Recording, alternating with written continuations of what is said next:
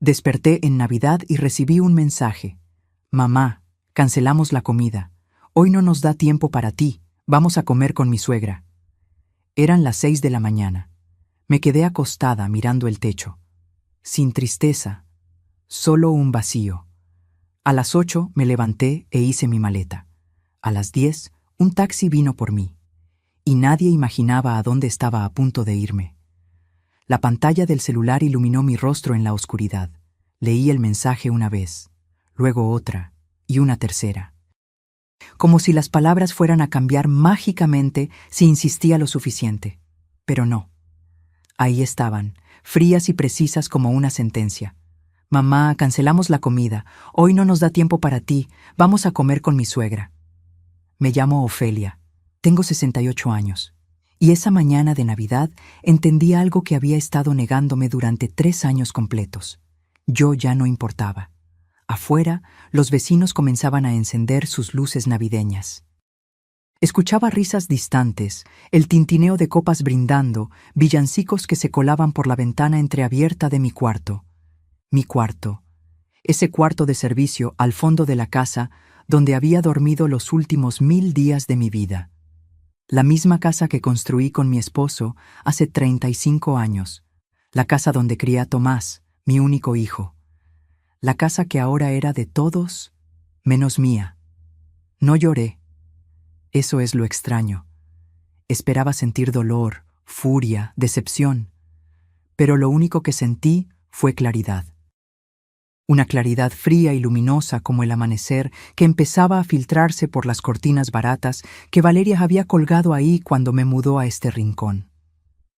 Si quieres saber cómo una mujer puede perder su lugar en su propia vida, suscríbete al canal. Porque lo que estás por escuchar no es solo mi historia. Es la historia de miles de madres invisibles. Me incorporé despacio. Mis rodillas crujieron con ese sonido familiar de huesos cansados.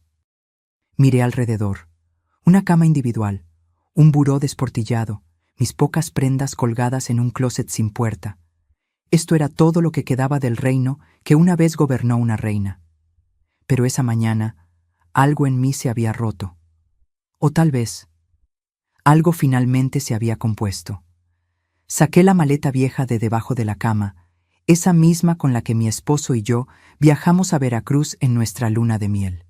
Olía a naftalina y recuerdos. Comencé a doblar ropa con movimientos mecánicos, precisos. 3 pantalones, 5 blusas, ropa interior. Mi suéter tejido a mano, el que mi hermana Rosa me regaló hace 2 años. ¿Saben qué fue lo más revelador? Que todo lo que necesitaba cabía en una sola maleta. En algún momento entre las 7 y las 8 escuché movimiento en el pasillo. Pasos apresurados. Valeria preparando a los gemelos. Santiago gritando algo sobre los Reyes Magos. Renata llorando porque quería usar su vestido rojo. Sonidos de una familia despertando en Navidad. Una familia de la que yo ya no formaba parte. A las 8:30, la puerta principal se cerró. El auto arrancó. Se fueron. Y yo seguí empacando. Tomé la urna pequeña con las cenizas de mi esposo. «Nos vamos, amor», le susurré. «Ya es hora». Llamé al taxi. El chofer dijo que llegaría en 1:30. Perfecto. Tiempo suficiente para cerrar este capítulo sin aspavientos ni escenas dramáticas. Me senté en la orilla de la cama con mi abrigo café puesto, la maleta junto a mis pies, y por primera vez en años me permití recordar quién era yo antes de convertirme en la sombra de esta casa. Ofelia Montserrat Reyes, viuda de Salazar.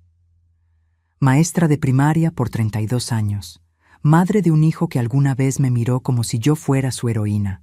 Esposa de un hombre que me hizo sentir valiosa hasta su último suspiro. ¿En qué momento esa mujer se había convertido en esto?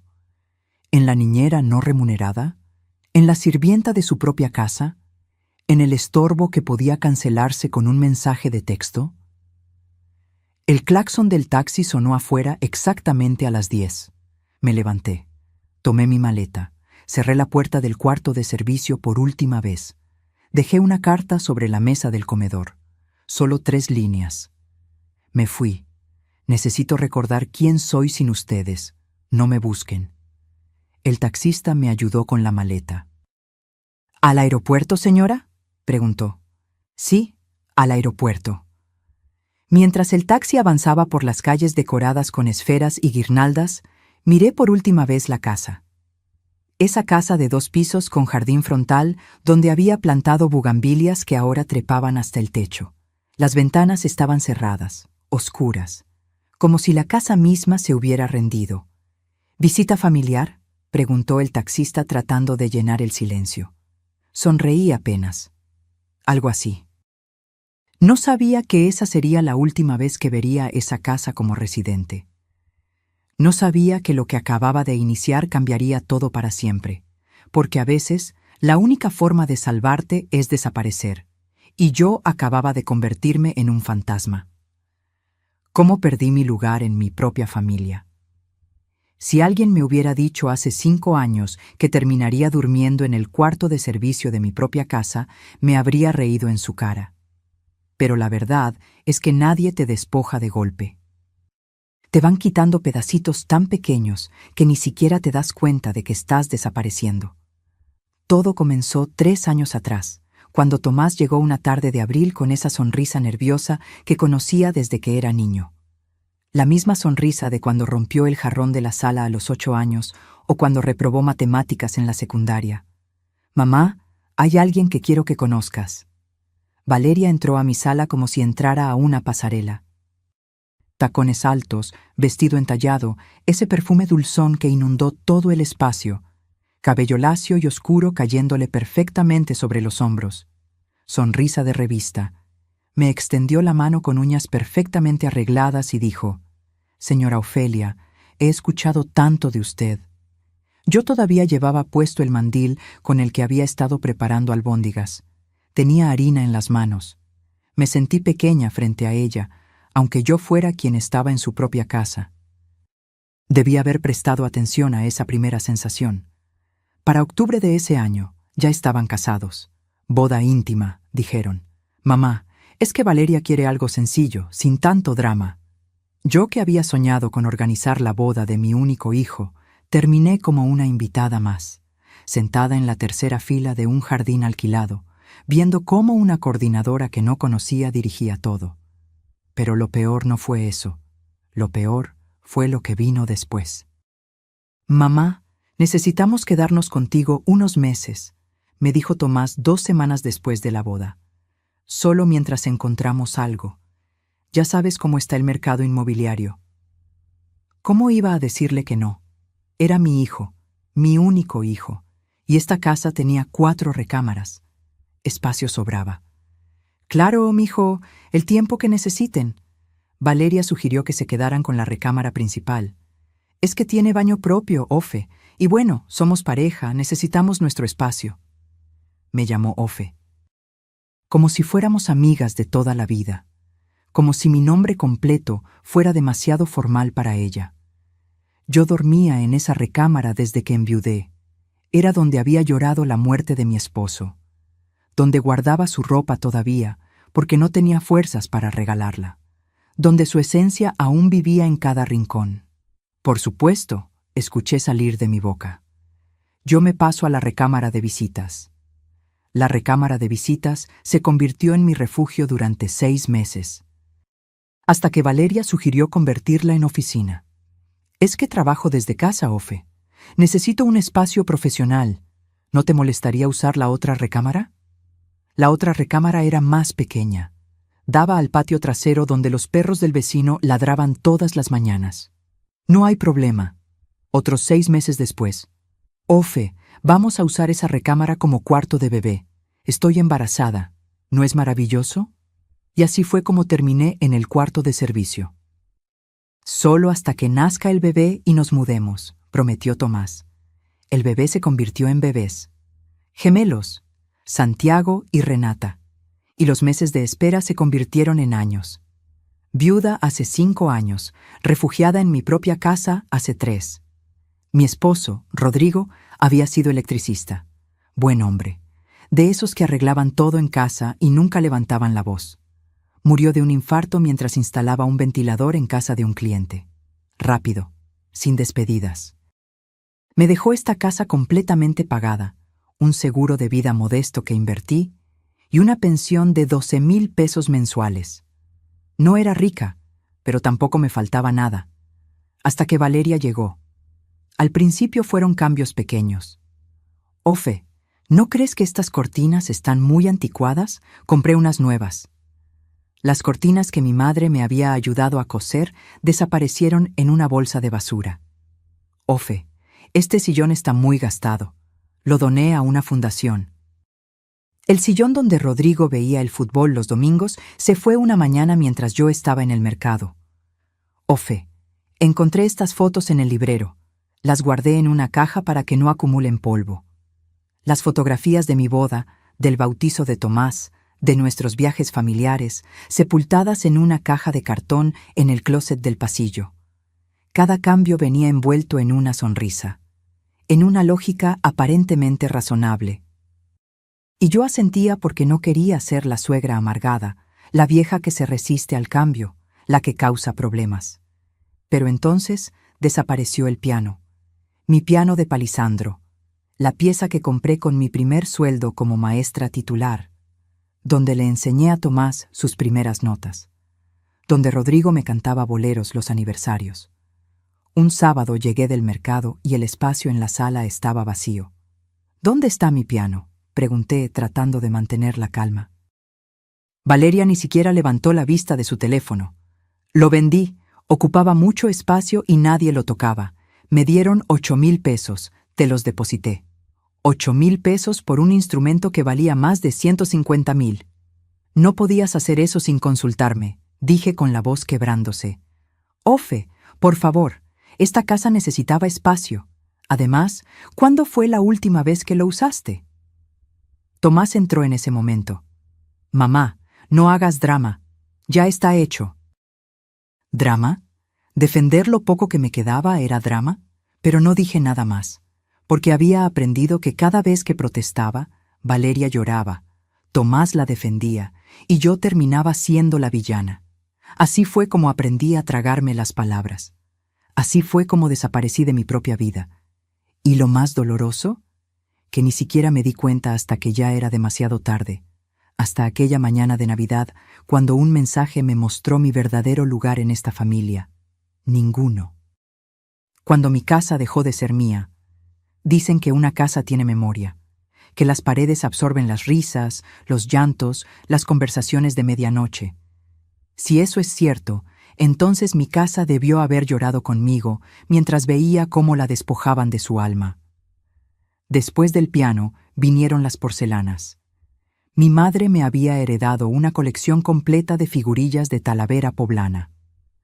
Eran 20 piezas que ella misma coleccionó durante 40 años. Cada una con su historia, su origen, su significado. Estaban en una vitrina de madera en el comedor, protegidas detrás de un cristal que yo limpiaba cada domingo con cuidado casi reverencial. Una tarde regresé de mi cita médica mensual y la vitrina estaba vacía. ¿Las porcelanas?, pregunté con el estómago hecho un nudo. Valeria estaba alimentando a los gemelos en la cocina. Ni siquiera volteó. Ah, sí, hice una venta de garage el sábado pasado. Se vendió todo. Conseguí 2,500 pesos. Necesitábamos ese espacio para los juguetes de los niños. 2,500 pesos por el legado de mi madre. Valeria, esas piezas eran de mi mamá. No tenías derecho. Finalmente me miró, con esa expresión que había perfeccionado, sorpresa inocente mezclada con ligera molestia.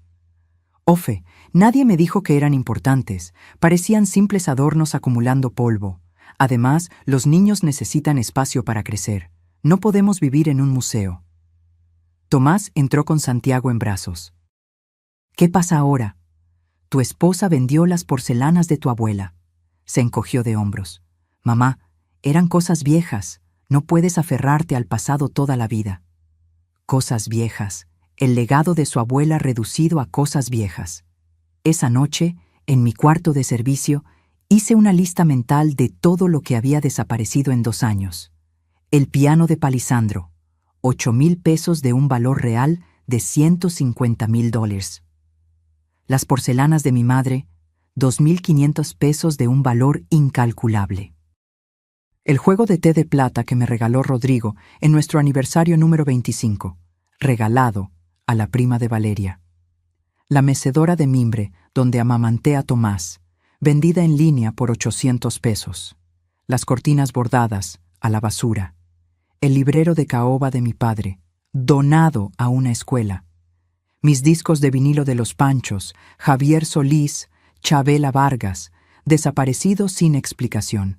Pero lo que más me dolió fue el reloj de oro de Rodrigo. Una pieza suiza que le regaló su padre cuando se graduó de la preparatoria. Mi esposo lo usó cada día de su vida hasta que murió. Yo lo guardaba en una pequeña caja de terciopelo dentro del cajón de mi buró, junto con su anillo de matrimonio. Una mañana busqué la caja y no estaba. Revisé cada cajón, debajo de la cama, entre la ropa.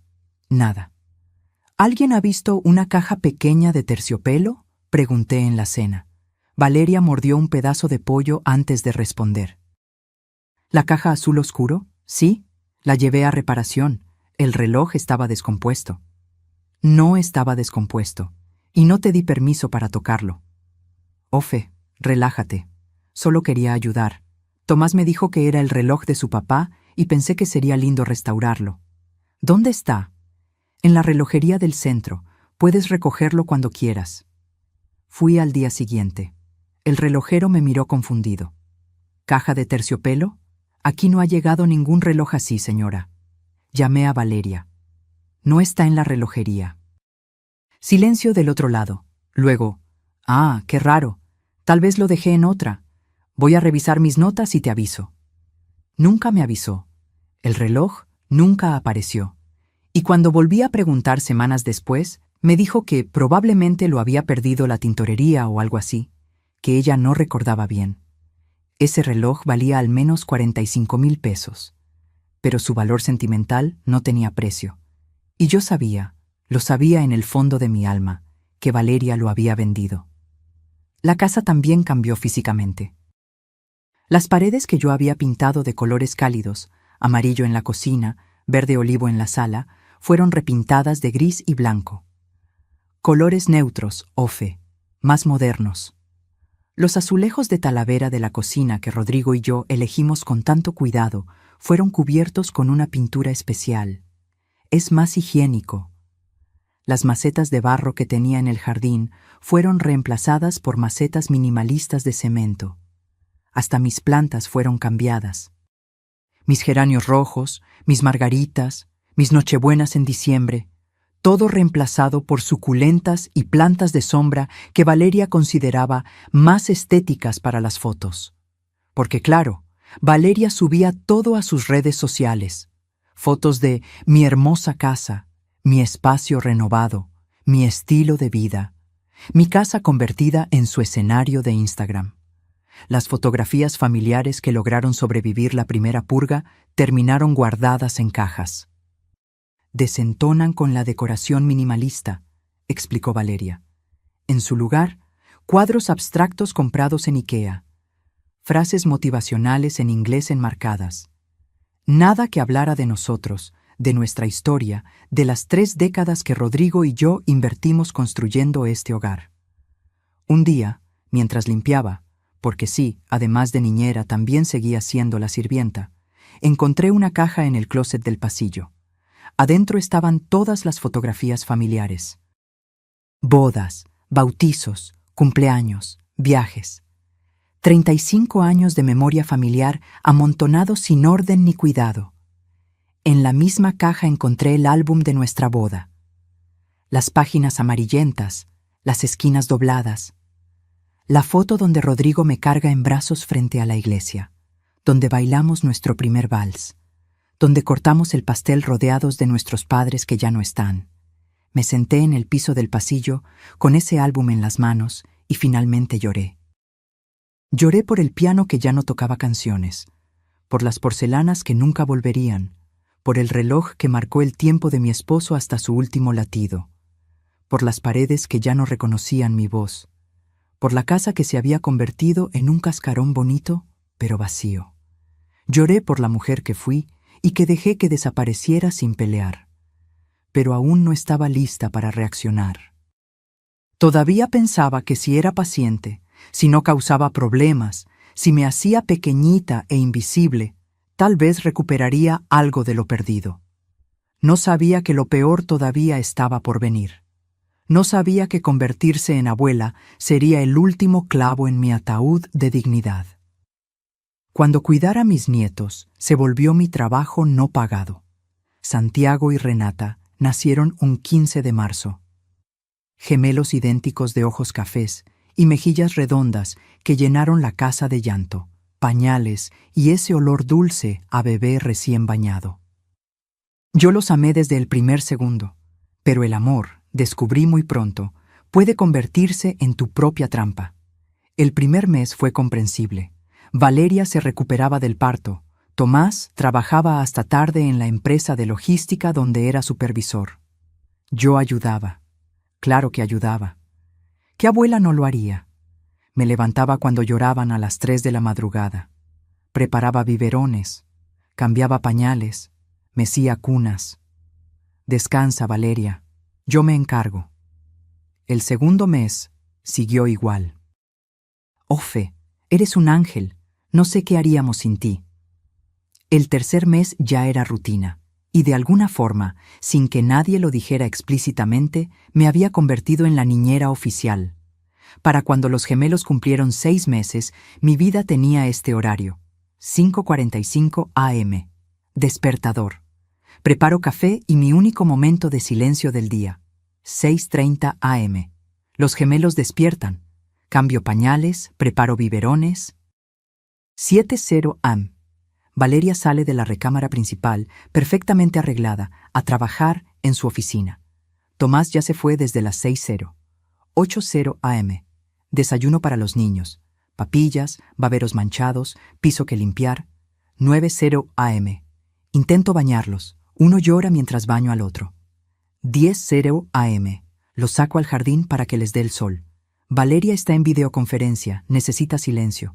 12:00 p.m. Comida, más papillas, más desastre. 1:0 p.m. Siesta de los niños. Aprovecho para lavar su ropa, preparar comida para todos. 3:00 p.m. Despiertan. Juegos, cambios de pañal, atención constante. 5:0 p.m. Preparo la cena familiar. 6:00 p.m. Tomás llega. Saluda a los niños 5 minutos. Se sienta a ver televisión. 7:00 p.m. Cena. Yo sirvo, yo limpio. 8:00 p.m. Baño nocturno de los gemelos. 9:00 p.m. Los duermo. Canciones, cuentos, palmaditas en la espalda. 10:00 p.m. Finalmente puedo irme a mi cuarto de servicio. 7 días a la semana. Sin descanso. Sin sueldo. Sin siquiera un gracias consistente. Es que tú no trabajas, mamá. Tienes tiempo, decía Tomás, cuando me atrevía a sugerir que tal vez necesitaba ayuda. ¿No trabajaba? Me levantaba antes que todos y me acostaba después que todos. Mis manos olían permanentemente a jabón de bebé y desinfectante. Mis rodillas crujían de tanto cargar niños. Mi espalda era un mapa de dolores. Pero no, yo no trabajaba. Valeria sí trabajaba. Desde su oficina con aire acondicionado, con su laptop y su café gourmet, haciendo... Honestamente, nunca supe bien qué. Algo relacionado con redes sociales para empresas. Lo que sí sé es que cuando los gemelos lloraban, ella cerraba la puerta. Ofe, ¿puedes ver qué necesitan? Estoy en una llamada importante. Siempre estaba en una llamada importante. Los fines de semana eran peores. Tomás y Valeria salían. Mamá, necesitamos tiempo de pareja, ¿tú entiendes? Y yo me quedaba con Santiago y Renata desde el sábado por la mañana hasta el domingo por la noche. Cuando los gemelos cumplieron 1 año, ya caminaban y la casa era un campo de batalla constante. Uno se subía al sillón mientras yo corría a evitar que el otro se metiera dedos al enchufe. Comían 3 veces al día y cada comida significaba limpiar paredes, piso, sus caras, sus manos, su ropa. Mi pensión de 12,000 pesos se iba en pañales, toallitas, medicamentos cuando se enfermaban. Porque sí, cuando necesitaban tempra a las 2 de la mañana, era yo quien bajaba a la farmacia de guardia. «Ofe, te reembolso», decía Valeria. Nunca lo hacía. Las navidades anteriores habían sido especialmente crueles. Yo compraba los regalos para los gemelos con mis ahorros. Envolvía cada juguete con cuidado. Escribía las tarjetas. Y en la mañana de Navidad, Tomás y Valeria los entregaban como si ellos los hubieran comprado. «Mira, Santiago, esto es de papá y mamá». Yo observaba desde la cocina, preparando el pavo que nadie agradecería, viendo cómo mis nietos abrazaban a sus padres por regalos que yo pagué. La primera Navidad así, pensé. Bueno, son sus padres, es lógico. La segunda Navidad. Tal vez el próximo año me tomen en cuenta. La tercera Navidad fue la del mensaje, la del taxi, la del despertar. Pero antes de esa mañana definitiva, hubo un momento que quebró algo dentro de mí. Un momento que nunca podré olvidar. Fue mi cumpleaños número 68. 3 meses antes de aquella Navidad. Valeria organizó una reunión familiar en mi casa. Invitó a su madre, su hermana, 2 primas. También invitó a mi hermana Rosa, que viajó desde Oaxaca pensando que sería una celebración para mí. La sala estaba decorada con globos rosas y dorados. Había una mesa con botanas, vino, cerveza. Todo se veía hermoso, hasta que me di cuenta de que yo no era la homenajeada. «Bienvenidos a mi casa», dijo Valeria recibiendo a los invitados como anfitriona. Mi casa. Su madre, una señora de cabello teñido de rubio y demasiadas joyas, se sentó en el sillón principal. «Qué hermoso hogar tienes, hija». Yo estaba en la cocina calentando las empanadillas que había preparado desde las 5 de la mañana. Nadie me presentó formalmente. Nadie brindó por mí. Nadie mencionó que era mi cumpleaños. Rosa me encontró lavando platos. «Ofelia, ¿qué haces? Es tu día». «Alguien tiene que servir», respondí sin mirarla. «Esto está mal, muy mal». Pero yo solo negué con la cabeza. Ya había aprendido a no causar escenas. En algún momento de la tarde, mientras llevaba más bebidas a la sala, escuché la voz de Valeria hablando con su prima en el pasillo. No me vieron. O tal vez no les importó. «¿Y la señora?», preguntó la prima.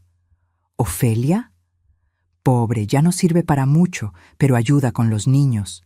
Tomás siente lástima, por eso la dejamos quedarse». Me dejaban quedarme, en mi propia casa, como un favor, como un acto de caridad. Ayuda con los niños. Ya no sirve para mucho.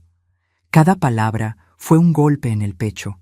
Me quedé paralizada en el pasillo, con una bandeja de vasos en las manos temblorosas, procesando lo que acababa de escuchar.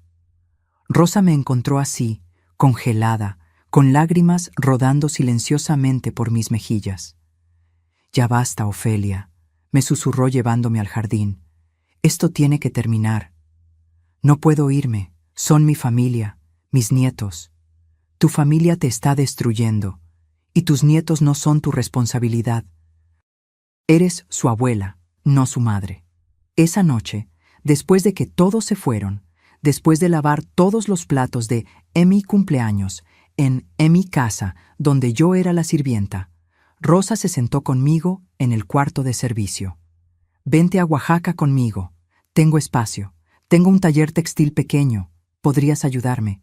O simplemente descansar, vivir, volver a ser Ofelia».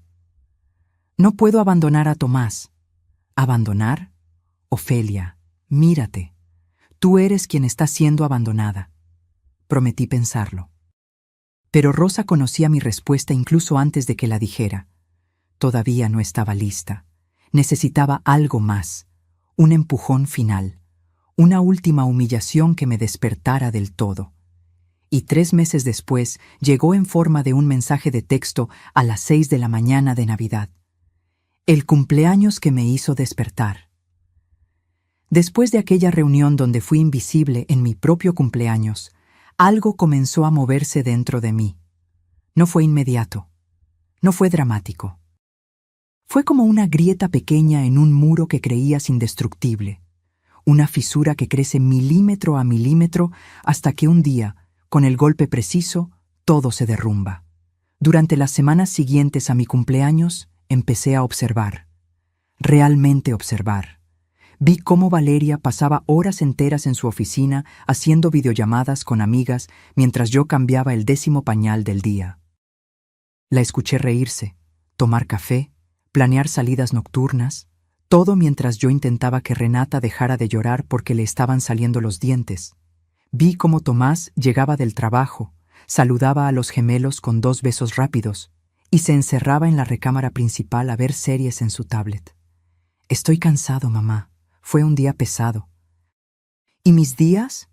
¿Mis días no contaban como pesados? Vi cómo los fines de semana se arreglaban como si fueran a una boda para ir a brunches, exposiciones, cenas con amigos, siempre dejándome a mí con los niños. Es que nos merecemos un descanso, Ofe. Trabajamos toda la semana. Una tarde de octubre, Renata se cayó y se abrió la ceja. Sangre por todos lados, llanto desgarrador. Tomé a la niña, agarré las llaves del coche que Valeria casi nunca usaba y manejé hasta urgencias con Santiago llorando en su silla del auto. 3 horas en el hospital, 4 puntos de sutura, Renata aferrada a mi cuello todo el tiempo, llamándome abuela, abuela, porque todavía no podía pronunciar abuela. Llamé a Valeria para avisarle.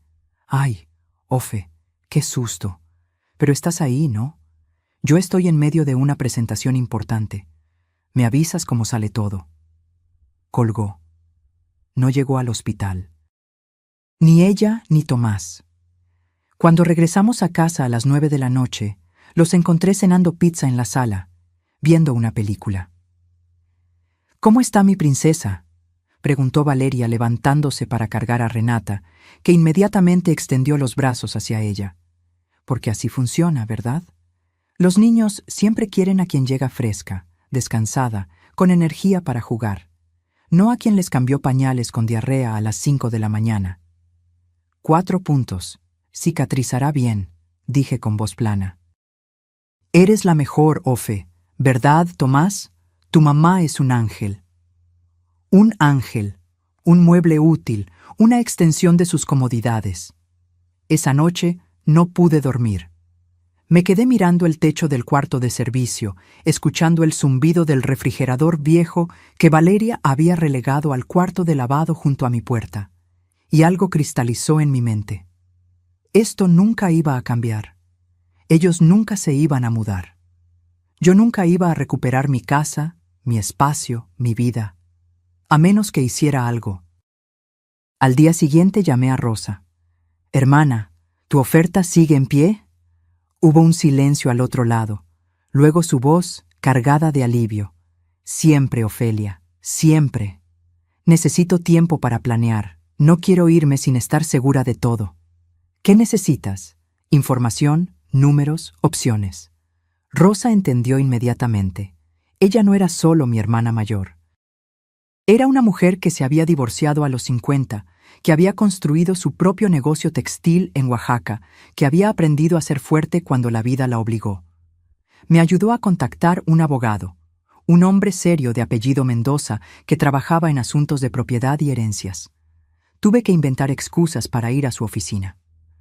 Voy al doctor, le decía a Valeria. Cosas de mi edad. El licenciado Mendoza revisó los documentos de mi casa. Señora Ofelia, esta propiedad está completamente a su nombre. Su esposo y usted la terminaron de pagar hace 12 años. No hay hipoteca, no hay gravámenes, es legalmente suya al 100%. ¿Y si alguien más vive ahí sin mi permiso? Está en su derecho de pedirles que se vayan. Es su propiedad. ¿Y si quiero rentarla? También es su derecho. Puede hacer un contrato de arrendamiento a quien usted decida, por el monto que usted decida.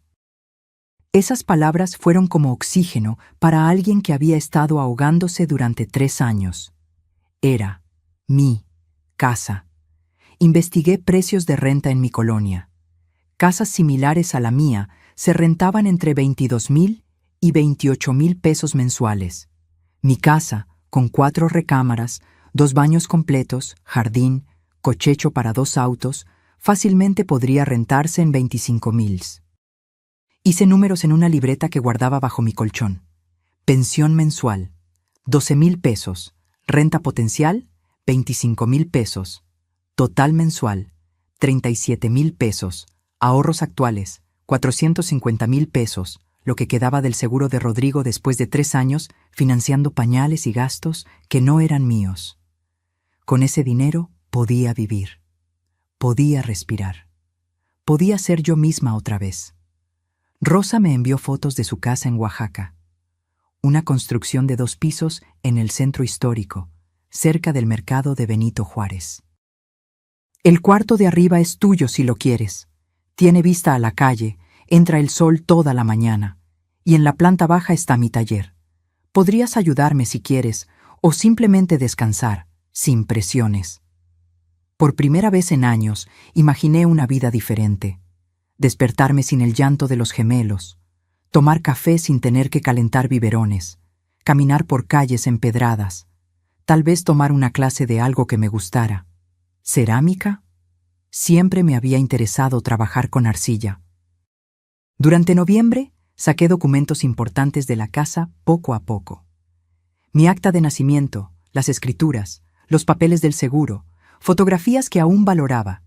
Los llevaba a casa de mi vecina, la señora Eustaquia, una mujer de 75 años que vivía sola y entendía más de lo que decía. ¿Problemas, Ofe? Me preguntó un día mientras guardaba una caja con mis cosas en su closet. Cambios, respondí. Ella asintió. A veces cambiar es lo único que nos salva. Abrí una cuenta bancaria nueva en un banco diferente al que usaba. Transferí mis ahorros poco a poco para que Tomás no notara movimientos extraños. Él tenía acceso a mi cuenta vieja por si necesitas algo, mamá. En realidad, era para que Valeria pudiera revisar cuánto dinero me quedaba. Compré un boleto de avión a Oaxaca para el 25 de diciembre. Salida a las 2:30 p.m. Llegada a las 4:00 p.m. Escribí una carta. La reescribí 10 veces. Finalmente dejé solo 3 líneas. Más hubiera sido darles explicaciones que no merecían. Y esperé. Diciembre llegó con su frío característico de la ciudad. Las calles se llenaron de luces navideñas, vendedores de ponche y tamales, villancicos en cada esquina.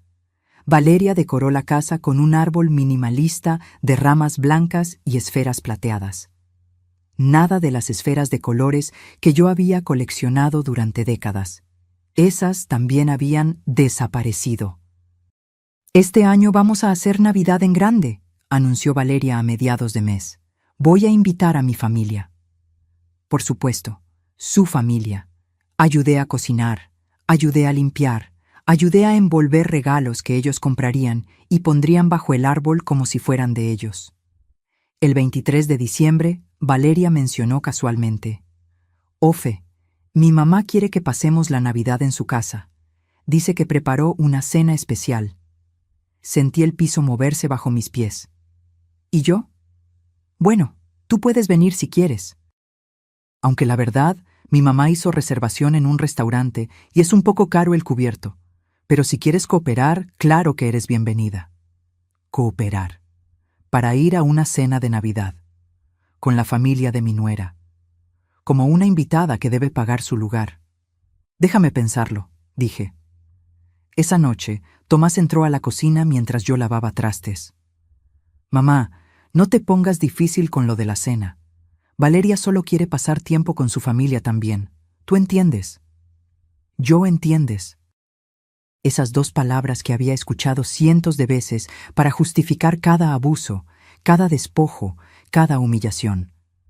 «Claro, mijo, yo entiendo». Y en ese momento, mirando las manos arrugadas sumergidas en agua jabonosa, manos que habían trabajado sin descanso durante 68 años, lo supe. Estaba lista. La mañana del 24, Valeria preparaba a los gemelos para ir a comprar últimas cosas. «Ofe, ¿nos puedes acompañar? Necesito que cargues a Renata mientras yo busco un regalo que me faltó». «No puedo». «Tengo que ir al banco». «¿Al banco? ¿En Nochebuena? Cierran temprano. Es urgente. Fui al banco. Saqué 50,000 pesos en efectivo. El resto quedaría seguro en mi cuenta nueva. Esa noche, mientras ellos cenaban pavo y rompope en casa de la suegra, yo terminé de empacar mi maleta en el cuarto de servicio. Me acosté temprano. Puse mi alarma para las 5:45 a.m.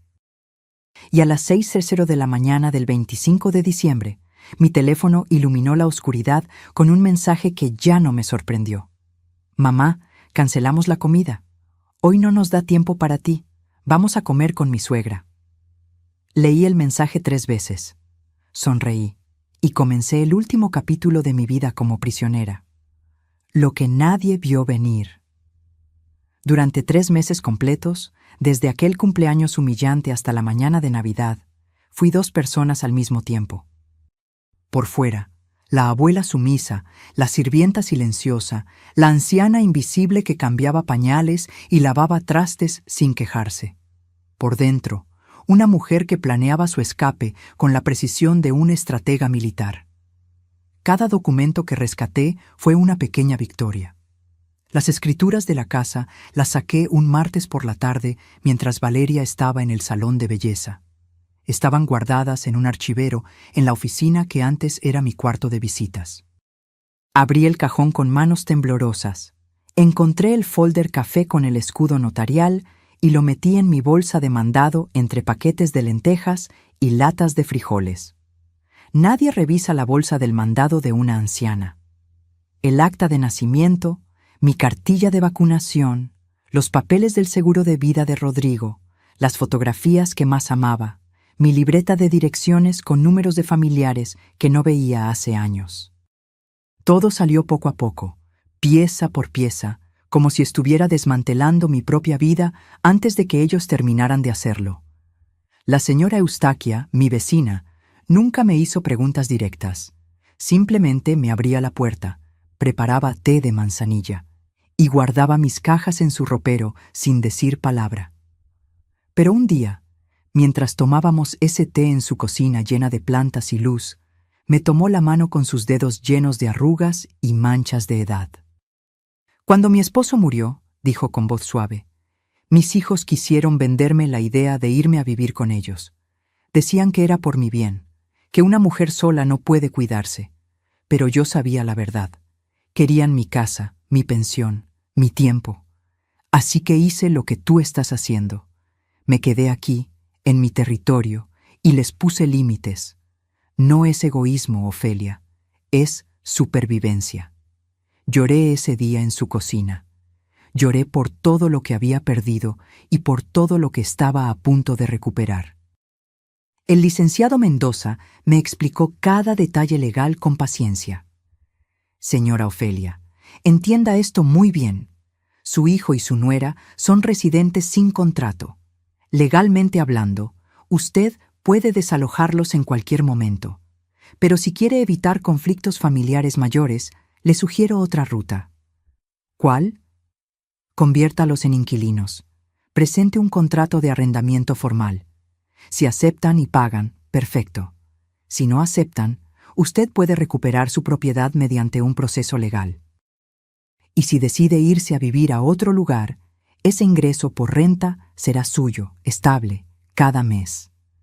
La idea era brillante. No los corría como una villana. Les daba opciones. Opciones que, por supuesto, los obligarían a enfrentar la realidad. Nada en esta vida es gratis, ni siquiera la generosidad de tu madre. Investigué precios hasta el cansancio. Entré a páginas de internet en la biblioteca pública fingiendo que buscaba recetas de cocina. Anoté cada dato en mi libreta secreta. Casas similares a la mía en la colonia, sus precios, sus características. Una casa de 3 recámaras en mi calle, 20,000 pesos mensuales. Una de 4 recámaras a 2 cuadras, $26,000. Una con jardín como la mía, $24,500. Decidí un precio justo pero firme, 22,000 pesos mensuales. No era el más alto del mercado, pero tampoco era regalado. Era lo que cualquier inquilino pagaría por una propiedad así. Y si mi propio hijo no quería pagar, entonces alguien más lo haría. Rosa y yo hablábamos cada tercer día, llamadas cortas desde teléfonos públicos o desde la casa de Eustaquia. Todo está listo aquí, me decía mi hermana. Tu cuarto tiene sábanas nuevas. Compré una mecedora para que te sientes a leer junto a la ventana, y en el taller tengo un espacio por si quieres aprender a teñir textiles. Pero sin presión, Ofelia. Aquí vienes a vivir, no a trabajar. Vivir. ¿Cuánto tiempo había pasado desde que realmente viví? Abrí la cuenta bancaria nueva un viernes por la tarde. El ejecutivo me preguntó si quería agregar beneficiarios.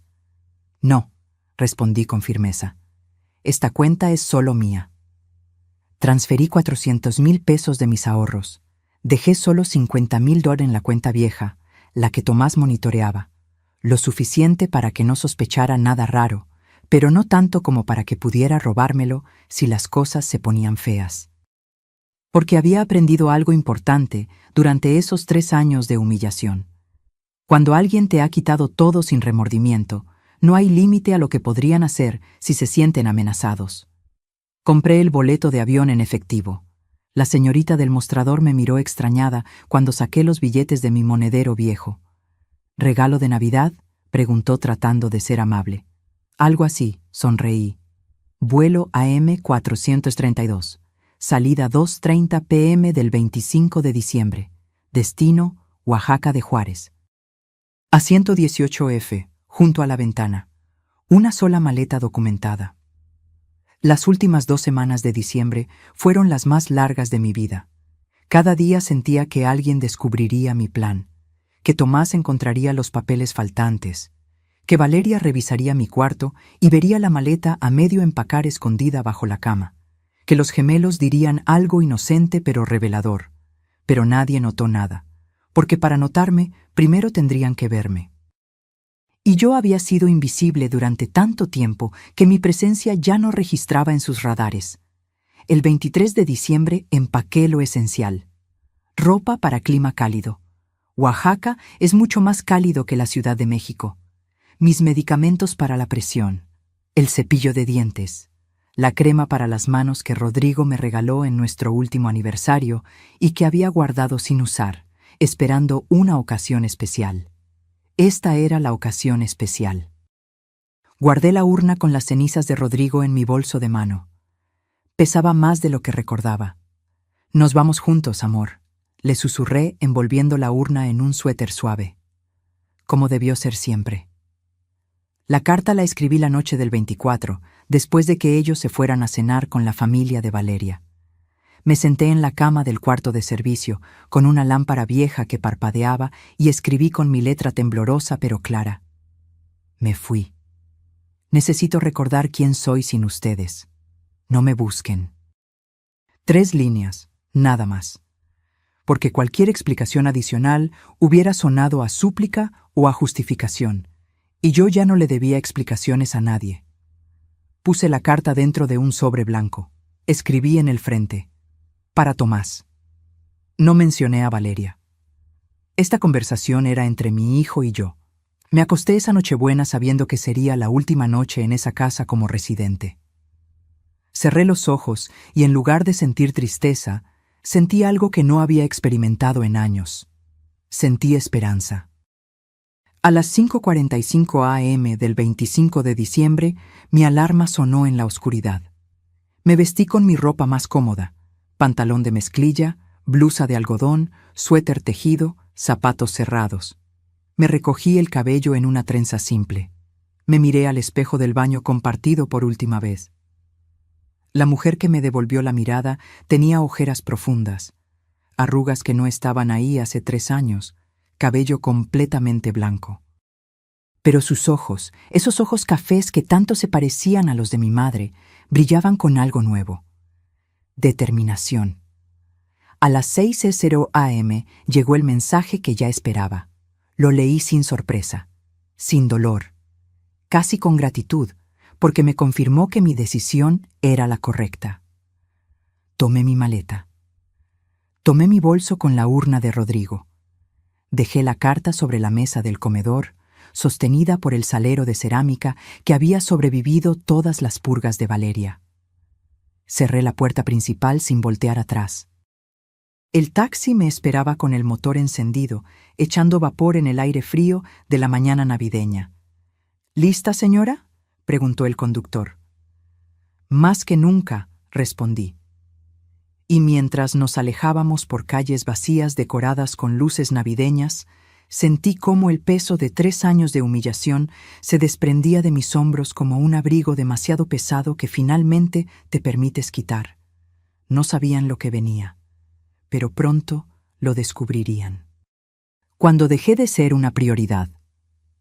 El aeropuerto internacional. Benito Juárez estaba sorprendentemente tranquilo esa mañana del 25 de diciembre.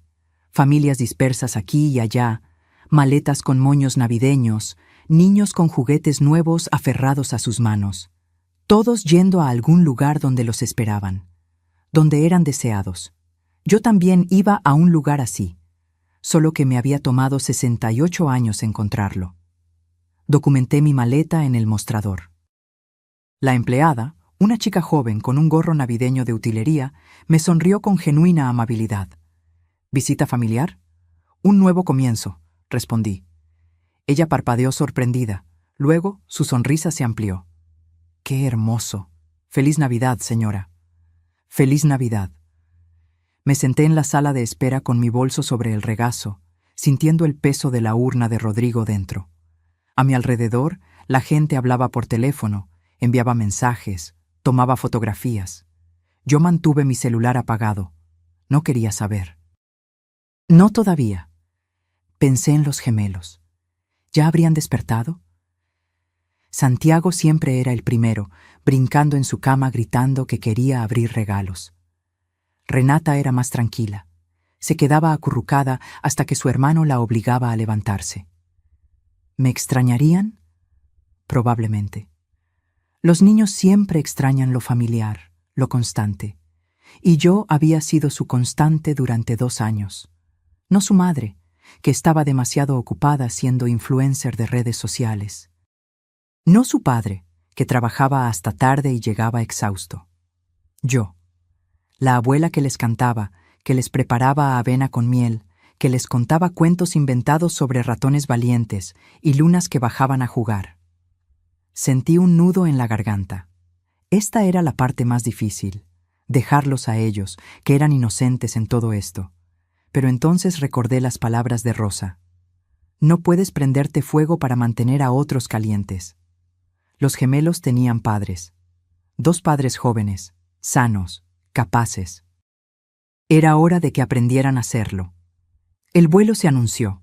Me levanté con mi bolso, mostrando mi pase de abordar con manos que ya no temblaban. Entré al avión. Encontré mi asiento junto a la ventana. Coloqué el bolso con las cenizas de Rodrigo bajo el asiento de enfrente, tal como indicaban las instrucciones de seguridad. Una señora mayor se sentó a mi lado. Tenía que ser de unos 70 y tantos años, con cabello completamente blanco recogido en un moño elegante. Llevaba un libro en las manos. Mujeres que corren con los lobos. «Buen libro», le dije señalándolo. «El mejor», respondió con una sonrisa. «Lo he leído 4 veces, cada vez que necesito recordar mi fuerza». Despegamos. La Ciudad de México se hizo pequeña bajo nosotras. Un mosaico de edificios y avenidas que pronto desaparecieron entre las nubes. Me recliné en mi asiento y cerré los ojos, permitiéndome finalmente procesar lo que acababa de hacer. Había dejado a mi hijo. Había abandonado mi casa. Había huido en Navidad. Y lo más sorprendente de todo, no me sentía culpable. Me sentía libre. El vuelo duró poco menos de 1 hora. Tiempo suficiente para que mi mente repasara cada momento de los últimos 3 años. Cada humillación. Cada vez que tragué palabras que debí gritar. Cada vez que me hice pequeña para que ellos pudieran ser grandes. Pero también recordé los momentos buenos, los pocos que hubo. La primera vez que Santiago me dijo, «Te amo, abuela». Cuando Renata se durmió en mis brazos después de una pesadilla. Las mañanas tempranas cuando los 2 corrían a mi cuarto de servicio y se metían bajo mis cobijas, llenando ese espacio frío con su calor y sus risas. No era una mala persona por irme. Era una persona que finalmente había aprendido que amarse a uno mismo no es egoísmo, es supervivencia. El avión aterrizó en Oaxaca a las 4:00 p.m. exactas. El cielo era de un azul brillante, el sol cálido incluso en diciembre. Tan diferente al frío gris de la Ciudad de México. Rosa me esperaba en la zona de llegadas. La vi antes de que ella me viera a mí. Estaba más delgada de lo que recordaba, con el cabello corto y teñido de un castaño rojizo. Vestía un huipil bordado y pantalones de mezclilla. Se veía feliz, plena, como alguien que había encontrado su lugar en el mundo. Cuando nuestros ojos se encontraron, corrió hacia mí con los brazos abiertos. «Ofelia», susurró contra mi cabello mientras me abrazaba. «Lo lograste, realmente lo lograste». Y ahí, en medio del aeropuerto de Oaxaca, rodeada del olor a tlayudas de los puestos de comida y el sonido del zapoteco mezclándose con español, me permití llorar. No de tristeza, de alivio. «Me vine con todo y Rodrigo», dije señalando mi bolso. Rosa se rió entre lágrimas. «Él también merece un nuevo comienzo». El taxi nos llevó por calles coloniales de colores vibrantes, casas amarillas, rosas, verdes, azules, iglesias antiguas con fachadas barrocas. Gente caminando sin prisa, saludándose, deteniéndose a conversar en las esquinas. Todo era más lento aquí, más humano. La casa de Rosa estaba en una calle empedrada cerca del centro, una construcción de 2 pisos con balcones de hierro forjado y macetas llenas de geranios rojos. Me llevó directo al segundo piso. «Este es tu cuarto». Era pequeño pero luminoso, una cama individual con colcha tejida a mano en tonos naranjas y azules. Una mecedora de madera junto a la ventana que daba a la calle. Un buró con una lámpara, un ropero antiguo pero sólido, y en la pared un cuadro de la Virgen de Guadalupe. «Es perfecto», susurré. «Descansa hoy. Mañana te muestro el resto, el taller, el mercado, todo». Pero antes de que Rosa saliera, tomé su mano. «Gracias, por no juzgarme, por no decirme que debería volver. Ofelia, he vivido suficiente para saber que hay momentos en que la única forma de salvarte es alejarte. Hiciste lo correcto». Esa noche, mientras la ciudad de Oaxaca celebraba Navidad con música de banda filtrándose por mi ventana, me senté en la mecedora con la urna de Rodrigo en mi regazo. «Lo hicimos, amor», le dije. «Nos salvamos». Encendí mi teléfono por primera vez desde la mañana. 37 llamadas perdidas de Tomás. 22 mensajes. 4 de Valeria. Los leí todos sin abrir ninguno. Podía ver las vistas previas. «Mamá, ¿dónde estás? ¿Pasó algo? Estamos preocupados. Ya no es gracioso, contesta. ¿Por qué te fuiste? Necesitamos hablar». Ninguno decía, «Lo siento». Ninguno decía, «Te extraño». Ninguno preguntaba cómo estaba yo. Todos preguntaban dónde estaba, porque esa era su verdadera preocupación. No mi bienestar, mi ubicación, mi disponibilidad. Escribí un solo mensaje para Tomás. «Estoy bien, estoy a salvo, necesito tiempo, no me busquen». Lo envié y volví a apagar el teléfono. Me acosté en esa cama nueva, en esa habitación que olía a limpio y a madera vieja, en esa ciudad que no conocía pero que ya se sentía más como hogar que el cuarto de servicio donde había dormido 3 años. Y por primera vez en una eternidad, dormí toda la noche sin despertarme sobresaltada por el llanto de un bebé. Dormí como se duerme cuando finalmente dejas de cargar el mundo sobre tus hombros. Dormí como una mujer libre. Cuando regresaron y yo no estaba, supe después, por boca de mi propia hermana que habló con la vecina Eustaquia, exactamente qué pasó esa noche del 25 de diciembre cuando regresaron a casa. Eran las 8:30 de la noche cuando el auto de Tomás se estacionó frente a la casa. Valeria venía quejándose de que su madre había servido demasiada comida y ella se sentía hinchada. Los gemelos dormían en sus sillas del auto. exhaustos después de un día completo, siendo consentidos por la familia de ella. Tomás abrió la puerta principal cargando a Santiago. Valeria entró detrás con Renata en brazos. La casa estaba completamente oscura, silenciosa, fría. «¿Mamá?», llamó Tomás encendiendo las luces de la sala. Nada. Subieron a los gemelos a su cuarto. Los acostaron sin cambiarles la ropa. Valeria estaba de mal humor. Seguro salió con alguna amiga. Qué raro que no avisara. Pero algo en el silencio de la casa no se sentía normal. Tomás bajó a la cocina. No había olor a comida. Ningún traste en el fregadero, la estufa fría. Todo exactamente como lo habían dejado en la mañana. Fue entonces cuando vio la carta sobre la mesa del comedor, el sobre blanco con su nombre escrito en mi letra temblorosa. Lo tomó con manos que, según me contaron, temblaban ligeramente. Lo abrió.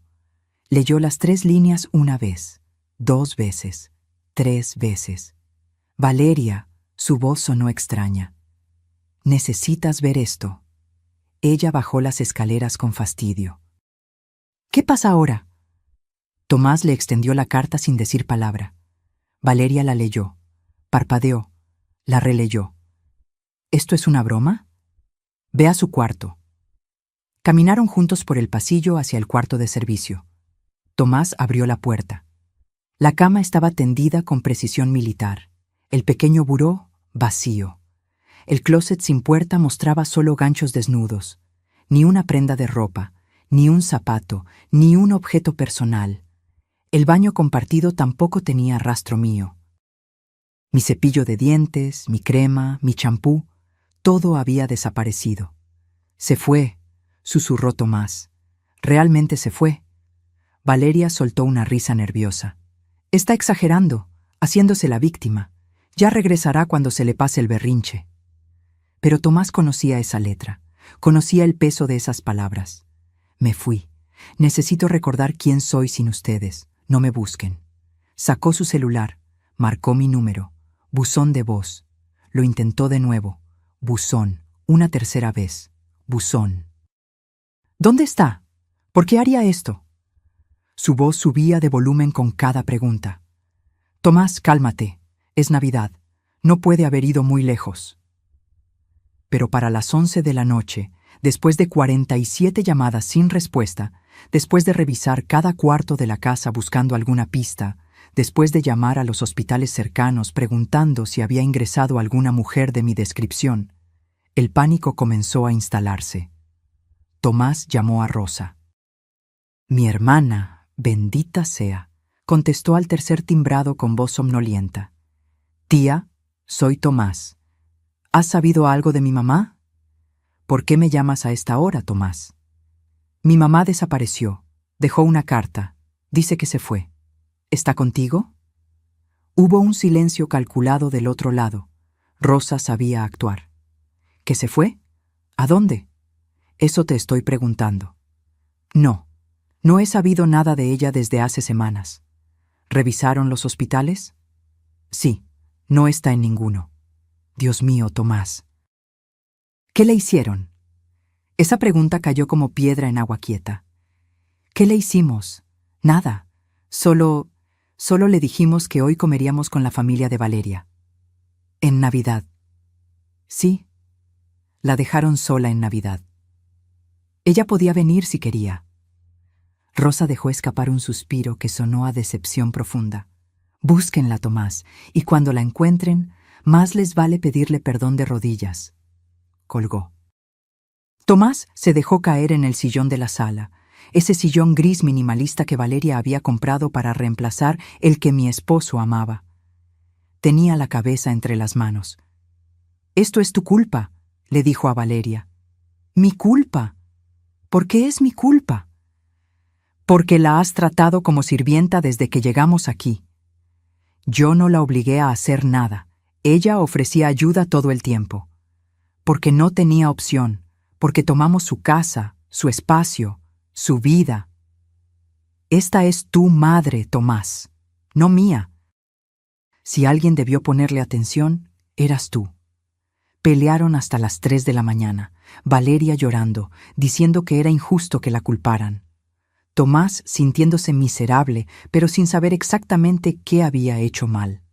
Ambos ignorando la verdad más obvia, que durante 3 años completos me habían convertido en un fantasma en mi propia casa. El 26 de diciembre, Tomás fue a la policía. Quiero reportar a una persona desaparecida. El oficial, un hombre de mediana edad con bigote espeso, tomó nota. ¿Cuánto tiempo tiene desaparecida? Desde ayer. ¿Ayer? Señor, tiene que pasar al menos 72 horas para... Es mi madre. Tiene 68 años. Dejó una nota. No contesta el teléfono. El oficial revisó la carta. Dice claramente que se fue por decisión propia. No es desaparición, señor. Es una persona adulta ejerciendo su derecho a irse. ¿Entonces no pueden ayudarme? Si después de unos días no aparece y hay razón para creer que está en peligro, regrese.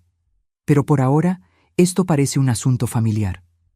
Tomás salió de la delegación sintiéndose impotente. Llamó a la tía Eustaquia, quien fingió sorpresa perfectamente. ¿Ofelia se fue? Ay, no puedo creerlo, aunque últimamente la veía muy callada, muy triste. ¿Triste? ¿Por qué estaría triste? Eustaquia lo miró con algo parecido a la lástima. Hijo, cuando una mujer pierde su lugar en su propia casa, ¿cómo crees que se siente? El 27 de diciembre por la tarde, finalmente encendí mi teléfono. Rosa estaba a mi lado en su sala, tomando té de hierbabuena. ¿Lista? Asentí. Escribí el mensaje que había ensayado mentalmente. Estoy bien, estoy a salvo, necesito tiempo, no me busquen. Lo envié a Tomás y volví a apagar el teléfono antes de ver su respuesta. Pero Rosa no había apagado el suyo. A los 3 minutos sonó. ¿Tía? ¿Hablaste con ella? Acaba de escribirme también. ¿Dónde está? No lo sé, Tomás. Solo dice que está bien. Necesito hablar con ella. Los gemelos la extrañan. Renata llora por las noches pidiendo a su abuela. Rosa me miró. Negué con la cabeza. Ella entendió. Tomás, dale tiempo. Creo que tu madre necesita espacio para pensar. ¿Pensar en qué? ¿Qué hicimos tan terrible? Rosa suspiró. Esa es exactamente la pregunta que deberías estar haciéndote. Pero en lugar de preguntármelo a mí, deberías revisar los últimos 3 años de tu vida y encontrar la respuesta tú mismo. Colgó. Me tomó la mano. Estás temblando. Es más difícil de lo que pensé. Lo sé, pero lo peor ya pasó. Te fuiste. Diste el paso más difícil. Ahora viene la parte donde construyes tu nueva vida. Esa noche, en mi cuarto luminoso con olor a copal que Rosa había quemado para limpiar energías, me pregunté si había hecho lo correcto. Los gemelos me extrañaban. Renata lloraba por mí. Pero entonces recordé. Lloraría unos días, tal vez semanas. Luego se adaptaría. Los niños siempre se adaptan. Y tal vez, solo tal vez, Valeria y Tomás aprenderían a ser los padres que sus hijos necesitaban. Porque yo ya había criado a mi hijo. No era mi trabajo criar a los suyos. Cuando volví a ser yo, los primeros días en Oaxaca fueron como aprender a caminar de nuevo. Después de 3 años de vivir según el horario de otros, de despertar con alarmas invisibles programadas por necesidades ajenas, tener tiempo propio me resultaba casi desconcertante. La primera mañana completa en casa de Rosa me desperté sobresaltada a las 5:45 a.m. Mi cuerpo entero en alerta, esperando el llanto de los gemelos. Pero solo había silencio. Un silencio cálido y dorado que entraba por la ventana junto con el sol de Oaxaca. Me quedé acostada, mirando cómo la luz dibujaba patrones en el techo. Escuchaba sonidos de la calle, un vendedor pregonando tamales, el repique de campanas de alguna iglesia cercana, voces de mujeres conversando en zapoteco mientras caminaban al mercado. Por primera vez en años nadie me necesitaba, y en lugar de sentirme inútil, me sentí ligera. Rosa tocó mi puerta cerca de las 9. Ofelia, hice café de olla. ¿Quieres desayunar? Bajé con mi bata puesta, sin prisa, sin pánico. La cocina de Rosa era pequeña pero acogedora, con azulejos de talavera y macetas de albahaca en la ventana. Olía a canela y piloncillo. «¿Dormiste bien?», afirmó Rosa, no como pregunta. Como no dormía hace años. Desayunamos pan dulce del mercado y ese café espeso y dulce que sabe a infancia. Hablamos de cosas pequeñas: el clima, los vecinos, el gato callejero que Rosa alimentaba cada mañana. No mencionamos a Tomás. No mencionamos la casa. No mencionamos nada que doliera. Después del desayuno, Rosa me llevó a recorrer el barrio. Las calles empedradas subían y bajaban caprichosamente. Casas coloniales pintadas de colores imposibles: morado intenso, amarillo canario, verde jade. Puertas de madera tallada que debían tener siglos. «Aquí vive don Agustín, hace muebles», señaló Rosa una casa con olor a madera recién cortada. «Allá la señora Carmela borda huipiles. Y esa es la tienda de abarrotes de Toño, que también renta películas, aunque nadie le dice que ya existe Netflix». Me reí, una risa real que salió de algún lugar profundo que había olvidado que existía. En el mercado Benito Juárez, Rosa me presentó a sus proveedoras. Mujeres de manos fuertes y sonrisas amplias que vendían lana teñida con grana cochinilla, índigo natural, flores de cempasúchil secas para hacer tintes amarillos. «Ella es mi hermana Ofelia», decía Rosa con orgullo. «Va a quedarse con nosotros». «Bienvenida», me decían, y en sus ojos no había lástima ni preguntas invasivas. Solo aceptación simple y cálida. Compramos verduras para la semana, queso de Etla, chapulines que me daban un poco de impresión pero que Rosa insistía que debía probar. «Son tradición, hermana, y están deliciosos con limón». De regreso a casa, pasamos frente a un local pequeño con un letrero pintado a mano: «Taller de cerámica, clases los martes y jueves». Me detuve frente al aparador. Dentro había piezas hermosas, platos decorados con diseños zapotecos, jarrones con formas orgánicas, tazas con texturas que pedían ser tocadas. «Siempre quisiste hacer cerámica», recordó Rosa. «Hace 30 años, cuando Tomás era pequeño, pero nunca tuve tiempo». «Ahora lo tienes». Entramos. El lugar olía a tierra húmeda y a ese aroma particular de la arcilla. Un hombre mayor con delantal manchado de barro nos recibió. «Buenas tardes». «¿Buscaban algo específico?» «Información sobre las clases», dije antes de pensarlo mucho. «Los martes y jueves de 4 a 6, 150 pesos por clase, material incluido, primera clase gratis para probar». Miré a Rosa. Ella asintió con esa sonrisa que decía: «Hazlo». «Me anoto para el próximo martes». Caminamos de regreso en silencio, pero era un silencio cómodo. Rosa cargaba las verduras. Yo llevaba en mi bolso un volante con la información del taller y algo que no había sentido en mucho tiempo: emoción por algo que venía. Esa tarde, mientras Rosa trabajaba en su taller de textiles en la planta baja, yo me senté en mi mecedora con un cuaderno nuevo que había comprado en el mercado. Empecé a escribir. No sabía exactamente qué, solo dejé que las palabras fluyeran.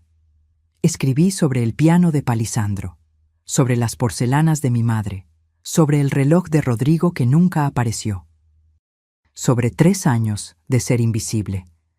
Lloré mientras escribía, pero no eran lágrimas de autocompasión, eran lágrimas de liberación, como cuando drenas una herida infectada y finalmente puede comenzar a sanar. El martes siguiente fui a mi primera clase de cerámica. Éramos 6 personas, 3 mujeres mayores como yo, un señor jubilado y 2 chicas jóvenes que estudiaban diseño. El maestro Aurelio nos enseñó lo básico: cómo preparar la arcilla, cómo centrarla en el torno, cómo sentir su movimiento bajo las manos. Mis primeros intentos fueron desastrosos. La arcilla se bamboleaba, se descentraba, terminaba siendo un bulto deforme. Pero Aurelio solo sonreía. La cerámica te enseña paciencia, no puedes forzar la arcilla, tienes que trabajar con ella. Para la tercera clase, logré hacer un cuenco pequeño, imperfecto, con paredes desiguales, pero mío, completamente mío. Lo hiciste, celebró una de las señoras, que se llamaba Socorro y tenía 72 años. Tu primer pieza, siempre recordarás esta. Tenía razón. Las semanas pasaron. Enero se convirtió en febrero. Establecí una rutina propia, no impuesta. Despertaba cuando mi cuerpo estaba listo, desayunaba sin prisa, ayudaba a Rosa en el taller cuando ella necesitaba manos extra para clasificar lana o empacar pedidos. Iba a mis clases de cerámica 2 veces por semana. Comencé a crear un plato, una taza, un jarrón pequeño. Cada pieza era un pedazo de mí que estaba recuperando. Socorro se convirtió en mi amiga. Ella también era viuda. También había pasado por hijos complicados. Mis hijas querían que vendiera mi casa y me fuera a vivir con ellas. Me contó un día mientras trabajábamos juntas en nuestras piezas. Les dije que primero muerta. Ahora vivo sola. Las veo cuando quiero y soy feliz. Ellas se enojaron al principio, pero se les pasó. ¿No te sientes culpable? ¿Culpable de qué? ¿De cuidarme? ¿De elegirme? Ofelia, pasé 50 años cuidando a otros. Me gané el derecho de cuidarme a mí misma. Sus palabras eran como bálsamo en heridas que apenas comenzaban a cerrar.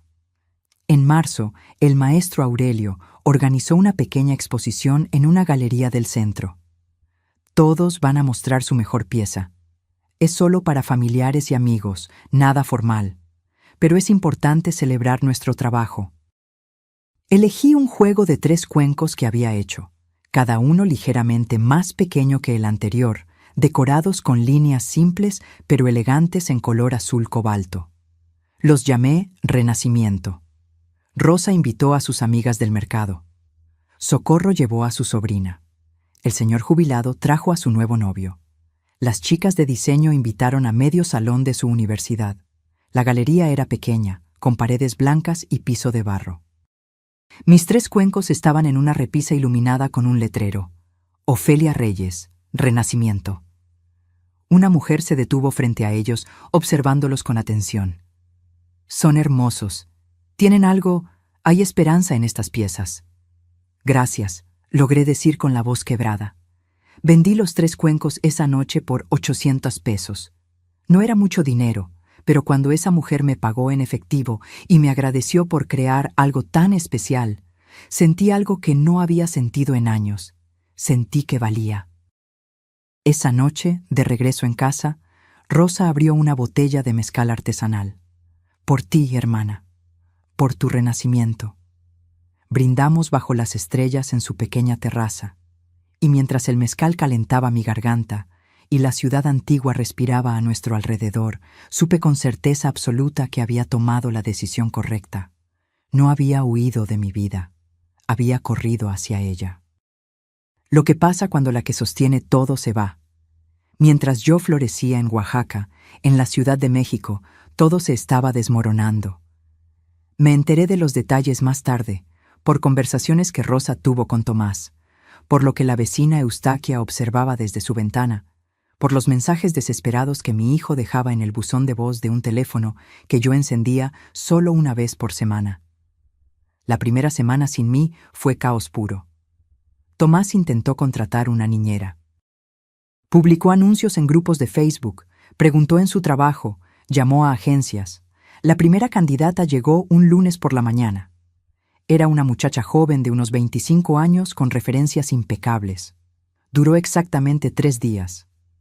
Los niños son muy demandantes, le dijo a Tomás cuando renunció.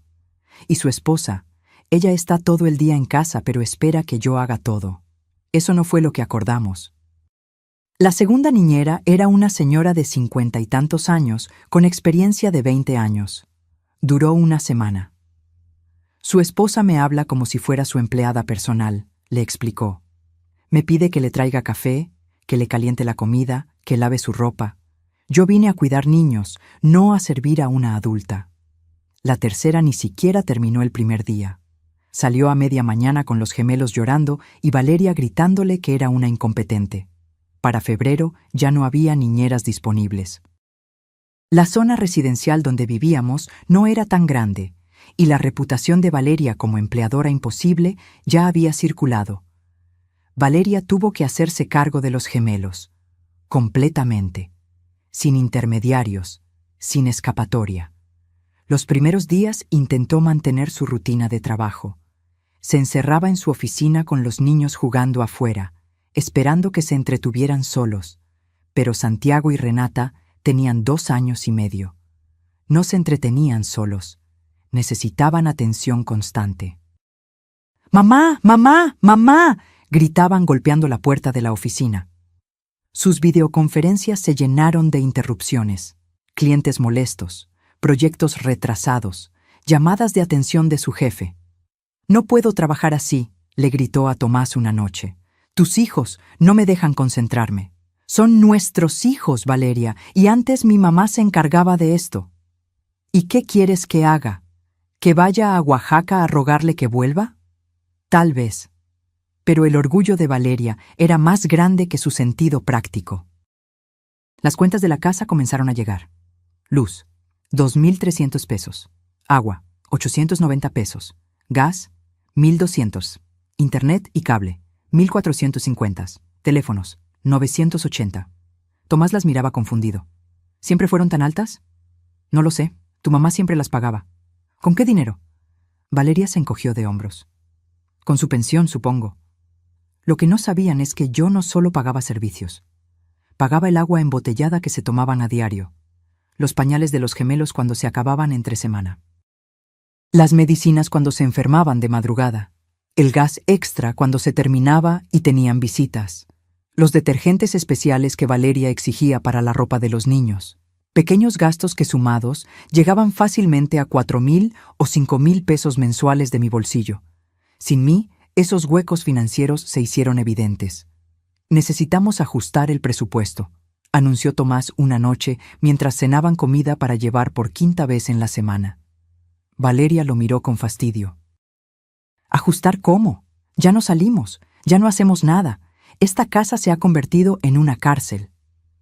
Pues así se sentía mi mamá los últimos 3 años. Esa frase provocó una pelea que duró hasta las 2 de la mañana. Los gemelos notaban la tensión. Santiago, que siempre había sido alegre, se volvió irritable. Hacía berrinches por cualquier cosa. Renata dejó de dormir bien. Despertaba llorando pidiendo a su Huela. «¿Dónde está Huela?», preguntaba cada mañana. «Huela está de viaje», respondía Valeria con impaciencia. «¿Cuándo vuelve?» «No sé, Renata. Pregúntale a tu papá». Un sábado de marzo, Tomás encontró a Valeria llorando en la cocina.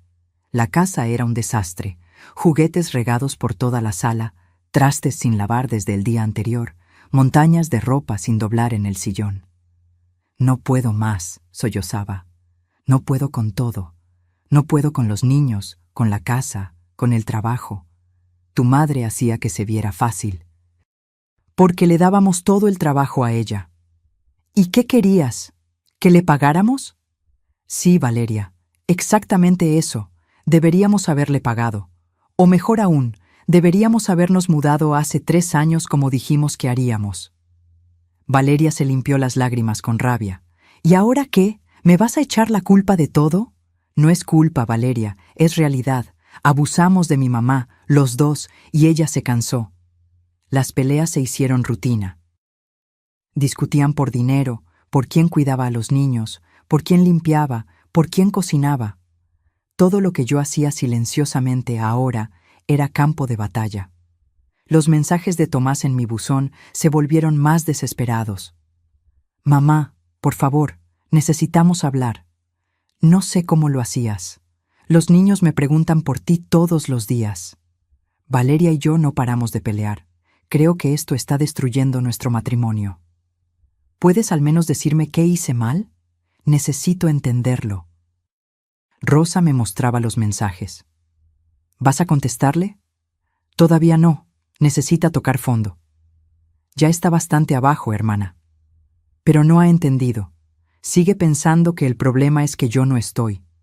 No entiende que el problema es cómo me trataron cuando estaba».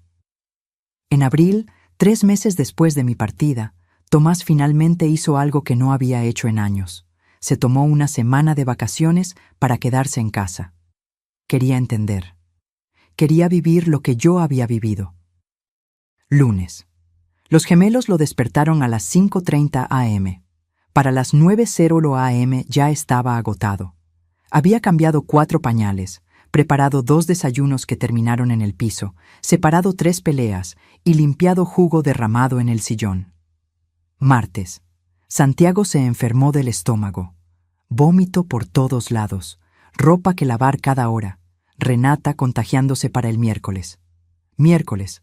2 niños enfermos, llorando al mismo tiempo. Valeria encerrada en su oficina porque tenía una presentación importante. Tomás corriendo entre ambos, sin saber a quién atender primero. Jueves. Los niños mejor, pero la casa era zona de desastre. Montañas de ropa sucia, trastes que se habían acumulado, baños que necesitaban limpieza profunda. Viernes. Tomás intentó cocinar algo saludable para los niños. Quemó el arroz, Santiago escupió las verduras, Renata solo quería nuggets. Terminaron comiendo cereal para la cena. Sábado por la noche, Tomás se sentó en el piso de la sala con la espalda contra el sillón. Los gemelos finalmente dormidos, Valeria en la regadera, la casa en silencio, y lloró. Lloró porque entendió. Entendió que yo había hecho eso todos los días durante 2 años completos, sin queja, sin descanso, sin agradecimiento. Entendió que no lo había dejado por capricho o berrinche, lo había dejado por supervivencia. El domingo por la mañana, sin avisarle a Valeria, compró un boleto de autobús a Oaxaca. Rosa me llamó. Viene en camino. Lo sé. ¿Estás lista? Más que nunca. Porque después de 3 meses de paz, de cerámica, de construirme de nuevo, finalmente estaba lista para enfrentar a mi hijo, pero no como la madre sumisa que había sido, como la mujer que había aprendido a valorarse. Cuando mi hijo finalmente me escuchó, Tomás llegó a Oaxaca un domingo por la tarde. Rosa me avisó desde la planta baja. Ofelia, está aquí. Me miré al espejo de mi cuarto. La mujer que me devolvió la mirada era diferente a la que había huido en Navidad. Tenía color en las mejillas. El cabello blanco brillaba limpio y bien cortado, gracias a Socorro, que me había llevado con su estilista. Mis ojos ya no cargaban esas ojeras profundas. Vestía un huipil sencillo que Rosa me había regalado y pantalones cómodos. Me veía como alguien que vivía, no como alguien que solo sobrevivía. Bajé las escaleras despacio. Tomás estaba en la sala, de pie junto a la mesa donde Rosa trabajaba sus textiles. Se veía terrible. Ojeras marcadas, ropa arrugada, barba de varios días. Había perdido peso. Cuando me vio, su rostro se descompuso. Mamá, Tomás. Nos quedamos mirándonos por un momento que pareció eterno. Rosa se levantó discretamente. Voy al mercado. Tómense su tiempo. Cuando la puerta se cerró, el silencio se volvió denso. «Te ves bien», dijo finalmente. «Lo estoy. Los niños te extrañan, preguntan por ti todos los días». No respondí. Esperé. Él se pasó las manos por el cabello con desesperación. «Mamá, esto tiene que terminar. Necesitamos que vuelvas. No podemos seguir así». Ahí estaba, el discurso que había venido a dar. La súplica envuelta en necesidad. Lo escuché completo, esperando el momento correcto. Las niñeras no funcionan. Valeria y yo peleamos todo el tiempo. Los niños están descontrolados. La casa es un desastre. No sé cómo lo hacías tú, pero nosotros no podemos. Su voz se quebró. Por favor, mamá, vuelve a casa. Me senté en el sillón de Rosa, ese de tela de algodón con bordados zapotecos. Tomás se quedó de pie, esperando que yo cediera como siempre había cedido. ¿Extrañas a tu madre o extrañas a la niñera gratis? Se quedó paralizado. ¿Qué? Respóndeme, Tomás. Cuando piensas en que yo vuelva, ¿piensas en verme, en abrazarme, en preguntarme cómo estoy? ¿O piensas en quién va a cambiar los pañales de tus hijos? Mamá, eso no es justo.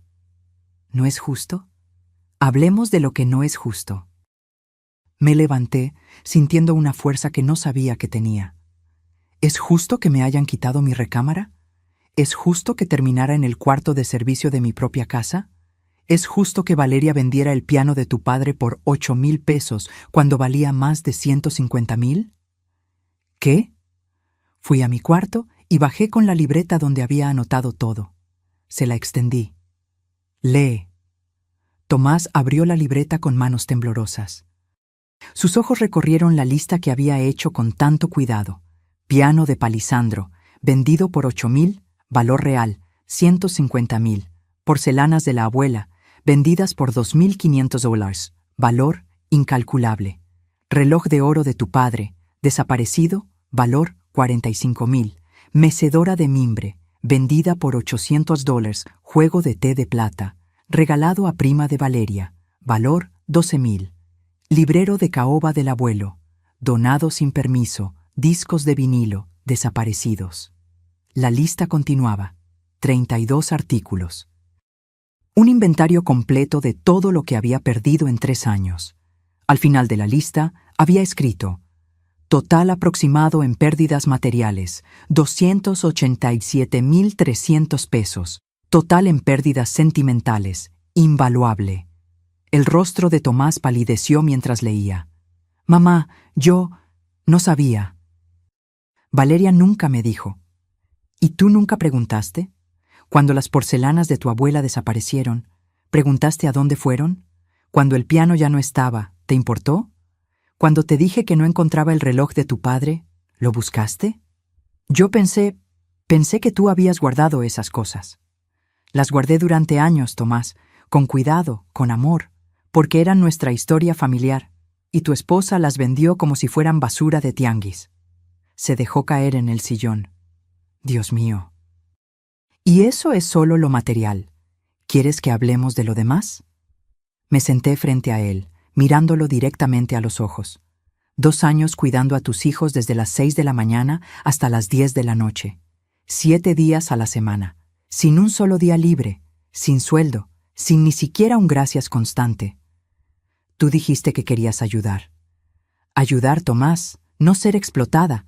Ayudar es unas horas al día, unas veces por semana. Lo que yo hice fue criar a tus hijos porque ni tú ni Valeria querían hacerlo. Eso no es cierto. Nosotros.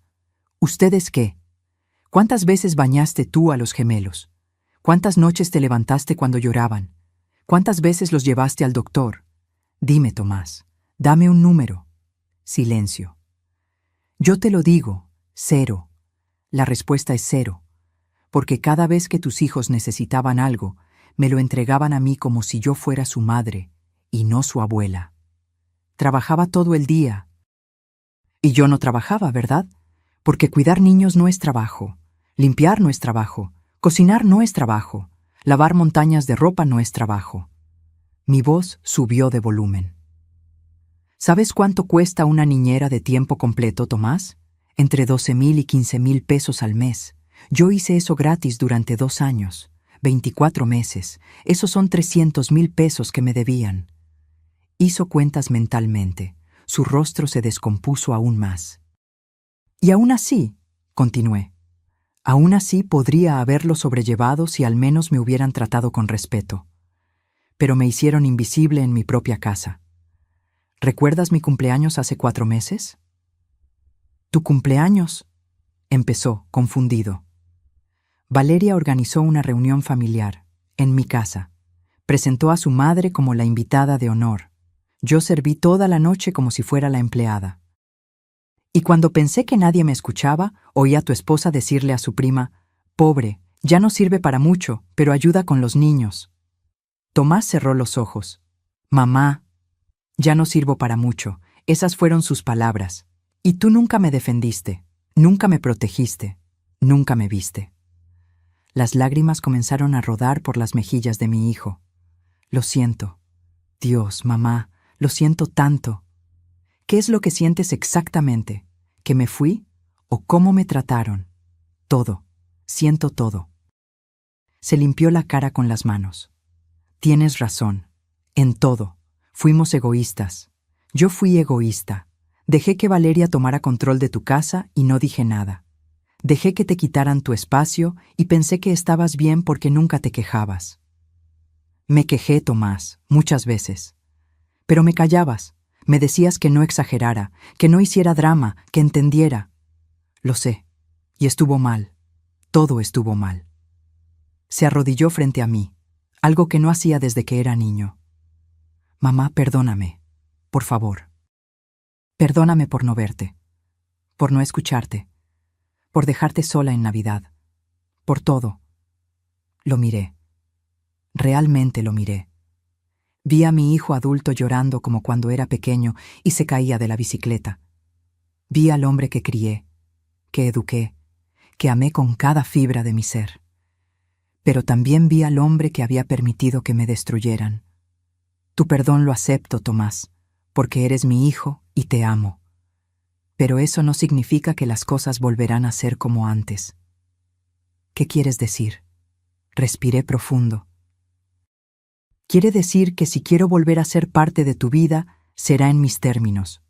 No en los de Valeria, no en los tuyos, en los míos. ¿Qué necesitas? Primero, necesito que entiendas que esa casa es mía, solo mía. Las escrituras están a mi nombre.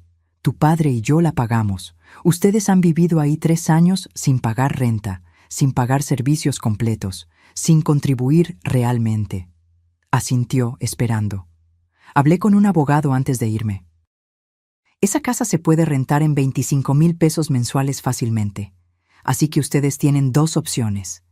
Rentan la casa oficialmente por 22,000 pesos al mes con contrato legal, o se mudan y yo busco otros inquilinos. 22,000, calculaba mentalmente. Es un precio justo, Tomás, menos de lo que vale en el mercado, pero ya no vivirán gratis a mis costillas. Está bien, lo haremos, firmaré lo que sea necesario.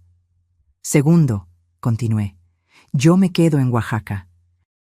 Aquí tengo mi vida ahora, tengo mis clases de cerámica, tengo amigas, tengo paz. Su rostro se descompuso. ¿No vas a volver? Los visitaré una vez al mes, como abuela, no como niñera. Llegaré, abrazaré a mis nietos, pasaré tiempo de calidad con ellos, y me iré. El resto del tiempo, ustedes se encargan de ser los padres que eligieron ser. Pero los niños te necesitan.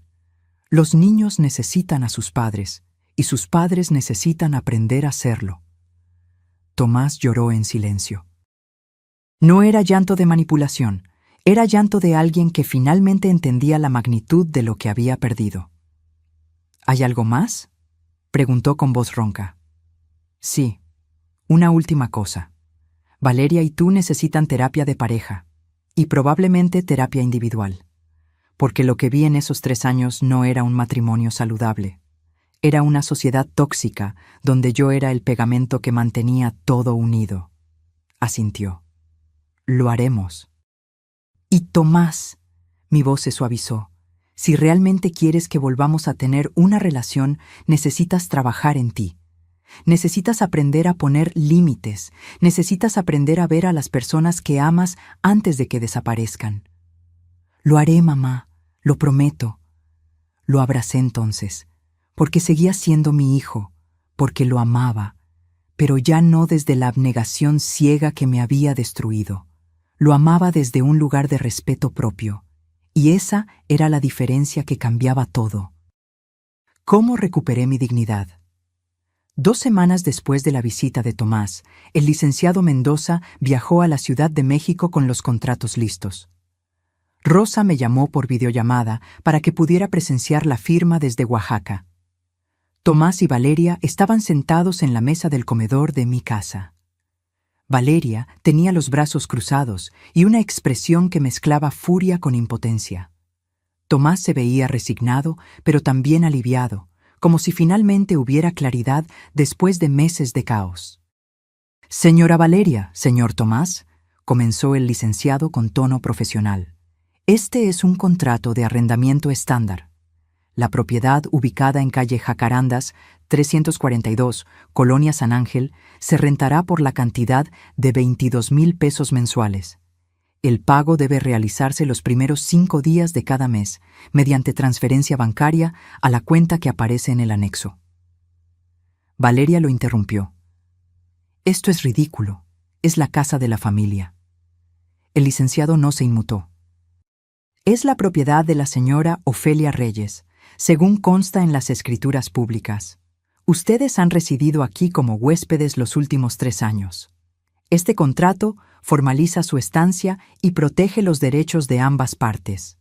¿Y si no firmamos?, preguntó Valeria desafiante. Entonces la señora Ofelia iniciará un proceso legal de desalojo. Como propietaria, está en todo su derecho. El proceso toma aproximadamente 90 días. Durante ese tiempo, ustedes tendrían que buscar otra vivienda. Y Tomás puso su mano sobre la de Valeria. Vamos a firmar. ¿Perdón? Tiene razón, Valeria. Es su casa. Siempre lo fue. Hemos vivido aquí gratis demasiado tiempo. Esto es justo. Valeria lo fulminó con la mirada, pero Tomás ya había tomado la pluma. Firmó en cada página marcada, sus iniciales firmes y claras. Después de un largo silencio tenso, Valeria también firmó, aunque cada trazo parecía causarle dolor físico. «Excelente», dijo el licenciado guardando las copias. «Una copia para ustedes, una para la señora Ofelia y una para el archivo notarial. El primer pago vence el 5 de mayo. ¿Alguna pregunta?» «¿Y qué pasa con las reparaciones?», preguntó Tomás. «El calentador está fallando». Según el contrato, reparaciones menores son responsabilidad del inquilino. Reparaciones mayores, de la propietaria. Pueden enviar un reporte formal y se evaluará cada caso. Cuando el licenciado se fue, escuché a través del teléfono de Rosa cómo Valeria explotó. ¿Estás contento? Tu madre nos convirtió en inquilinos, en nuestra propia casa. Nunca fue nuestra casa, Valeria. Era de ella, y la tratamos tan mal que prefirió irse a vivir a otra ciudad que seguir aquí con nosotros. Eres un débil. Siempre lo has sido. Primero con tu madre, ahora con esto. Y tú eres una aprovechada que vendió las pertenencias de mi familia como si fueran chatarra. ¿150,000 pesos, Valeria? ¿Vendiste el piano de mi padre por 8,000 cuando valía 150,000? El silencio que siguió fue elocuente. «No sabía», empezó ella. «Claro que sabías. Por eso nunca me dijiste cuánto te dieron. Por eso desapareció el reloj de oro. Por eso todo lo que tenía valor se fue evaporando mientras tú redecorábamos con basura de IKEA». Escuché pasos, una puerta azotándose. Tomás suspirando profundamente. Rosa colgó poco después. «¿Escuchaste todo?» «Suficiente». «¿Cómo te sientes?» «Victoriosa». Y lo decía en serio. El primer pago llegó el 3 de mayo. 22,000 pesos depositados puntualmente en mi cuenta. Más mi pensión de 12,000 sumaban 34,000 pesos mensuales. Con ese ingreso no solo podía vivir dignamente, podía prosperar. Aumenté mis clases de cerámica a 3 veces por semana. Compré un torno pequeño para practicar en casa de Rosa. El maestro Aurelio me invitó a participar en un mercado artesanal que se organizaba cada domingo en el Zócalo. «Tus piezas tienen algo especial, Ofelia. La gente conecta con ellas». Tenía razón. Cada domingo vendía entre 3 y 5 piezas. Cuencos, tazas, platos pequeños. Nada muy elaborado, pero cada uno hecho con cuidado y amor. El dinero extra lo guardaba. Ya tenía un plan. En junio, Tomás cumplió su palabra de visitarme una vez al mes. Llegó con los gemelos un sábado por la mañana. Había rentado un auto y manejado las 5 horas desde la Ciudad de México. Cuando Santiago y Renata me vieron, corrieron hacia mí gritando, «¡Huela! ¡Huela!».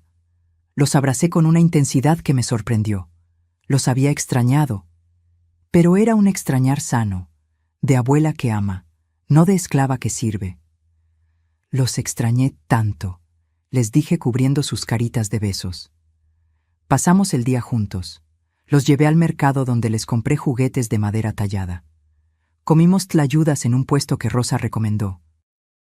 Los llevé a mi taller de cerámica donde el maestro Aurelio les dio arcilla para que moldearan lo que quisieran. Renata hizo una serpiente deforme. Santiago, un círculo con hoyos que insistió era un queso. Ambos estaban llenos de barro y felicidad. «¿Ya no vives con nosotros, Güela?», preguntó Renata mientras comíamos nieve de leche quemada. «Ahora vivo aquí, mi amor, pero los visito. Y ustedes pueden visitarme también». «¿Por qué te fuiste?». Tomás intervino. «Porque Güela necesitaba su propio espacio, y papá fue tonto y no se dio cuenta a tiempo. Pero ahora vendremos a verla seguido, ¿sí?». Los niños asintieron, conformes con esa explicación simple. Por la noche, después de acostar a los gemelos en la habitación de visitas que Rosa había preparado, Tomás y yo nos sentamos en la terraza. «Valeria y yo estamos en terapia», dijo sin que yo preguntara. «¿Cómo va?». «Difícil, doloroso, pero necesario». Tomó un sorbo de su café. El terapeuta nos hizo ver que nuestro matrimonio estaba construido sobre bases muy frágiles. Yo trabajaba para escapar de casa. Ella jugaba a ser influencer para no lidiar con ser madre. Y tú eras la que sostenía todo. ¿Y ahora? Ahora estamos aprendiendo. Valeria redujo sus horas de trabajo para estar más con los niños. Yo llego más temprano. Cenamos juntos. Bañamos a los gemelos juntos. Es agotador, mamá. No sé cómo lo hacías tú sola. Porque no tenía opción. Ustedes me la quitaron. Asintió avergonzado. El terapeuta también sugirió que tal vez necesitemos terapia familiar, contigo incluida, cuando estés lista. Tal vez, eventualmente. ¿Nos perdonarás algún día? Lo miré. Mi hijo, mi único hijo, el niño que había criado, al que le había enseñado a caminar, a leer, a ser hombre de bien, el hombre que me había fallado pero que ahora intentaba enmendarlo. Ya los perdoné, Tomás, pero el perdón no significa olvidar. Significa que ya no cargo con el peso del resentimiento, que elegí mi paz sobre mi rabia. Gracias, mamá. Pero escúchame bien, nunca volveré a vivir así. Nunca volveré a hacerme invisible para que otros brillen. Nunca volveré a dar tanto de mí que no quede nada para mí misma. No te lo pediría. Te prometo que no. En julio recibí una llamada inesperada. Era Valeria. Ofelia. Su voz sonaba extraña, casi humilde. ¿Podemos hablar? Habla. Necesito pedirte perdón. Por todo. Por vender tus cosas. Por tratarte como te traté. Por hacerte sentir invisible en tu propia casa. Hizo una pausa. No tengo excusa. Fui egoísta y cruel, y si pudiera devolverte todo lo que te quité, lo haría. No puedes devolvérmelo, Valeria. Está hecho. Lo sé, pero quiero que sepas que estoy tratando de ser mejor, con los niños, con Tomás, y si algún día puedes perdonarme. El perdón es un proceso, Valeria. No es algo que se da automáticamente porque alguien lo pide. Se gana con acciones consistentes, no con palabras bonitas. Entiendo, solo gracias por escucharme. Colgó. Rosa, que había escuchado mi lado de la conversación, me miró con orgullo. Mira quién eres ahora, fuerte, clara, sin permitir que te manipulen. Aprendí de la mejor, sonreí señalándola. En agosto participé en mi primera exposición formal. Una galería pequeña en el centro de Oaxaca estaba mostrando nuevas voces artesanales y el maestro Aurelio me nominó. Presenté una colección de 12 piezas llamada Renacer. Cada una representaba una etapa de mi transformación. Había un plato agrietado que había reparado con técnica kintsugi, las fracturas resaltadas con polvo de oro. Un jarrón con forma de capullo abriéndose. Una taza con raíces creciendo desde la base. Socorro vino a la inauguración. Rosa invitó a medio mercado. Tomás hizo el viaje con los gemelos para estar presente. Mira, Santiago, le decía mostrándole mis piezas. Esto lo hizo tu abuela. Es un artista. Es bonito, dijo el niño con sincera admiración. Vendí 8 de las 12 piezas esa noche. El dinero no importaba tanto como lo que significaba. Alguien valoraba mi trabajo. Alguien consideraba que lo que yo creaba tenía valor suficiente para llevárselo a casa. Esa noche, de regreso en casa de Rosa, me senté en mi mecedora con una taza de té de manzanilla. La urna con las cenizas de Rodrigo estaba en mi buró, donde la guardaba siempre. «Lo logramos, amor», le susurré. Encontré mi camino de regreso a mí misma. Y mientras la ciudad antigua respiraba bajo las estrellas, mientras el olor a copal se filtraba por mi ventana, mientras las voces de Rosa y sus amigas se reían en la planta baja, sentí algo que no había sentido en años. Sentí que estaba exactamente donde debía estar. No en el cuarto de servicio de una casa que ya no me veía, sino en mi propio espacio, con mi propia vida, siendo finalmente yo misma. Porque a veces la justicia más dulce no es vengarse, es florecer. Reflexión final. Pasó un año completo desde aquella mañana de Navidad cuando desperté con un mensaje que cambió mi vida. Hoy tengo 69 años. Vivo en Oaxaca con mi hermana. Doy clases de cerámica 2 veces por semana a otras mujeres que, como yo, están redescubriéndose. Vendo mis piezas en el mercado artesanal. Visito a mis nietos una vez al mes y disfruto cada minuto con ellos porque ahora soy abuela, no madre sustituta. Tomás y Valeria siguen pagando la renta puntualmente. Siguen en terapia. Su matrimonio sobrevivió, aunque transformado. Los gemelos están aprendiendo que tener padres presentes es mejor que tener una abuela exhausta. ¿Me arrepiento de haberme ido? Ni un solo día, porque aprendí algo que toda mujer debería saber. Amarte a ti misma no es egoísmo. Es el acto más revolucionario que puedes hacer. Cuando dejas de prenderte fuego para mantener a otros calientes, descubres que tu propia luz es suficiente. Y esa luz, la que brilla desde el respeto propio, la dignidad recuperada y el valor de elegirte, es la que finalmente ilumina el camino de regreso a casa, a tu verdadero hogar, a ti misma. Si esta historia tocó tu corazón, déjame en los comentarios de dónde nos estás viendo. ¿Te ha pasado algo similar? ¿Conoces a alguien que necesite escuchar esto?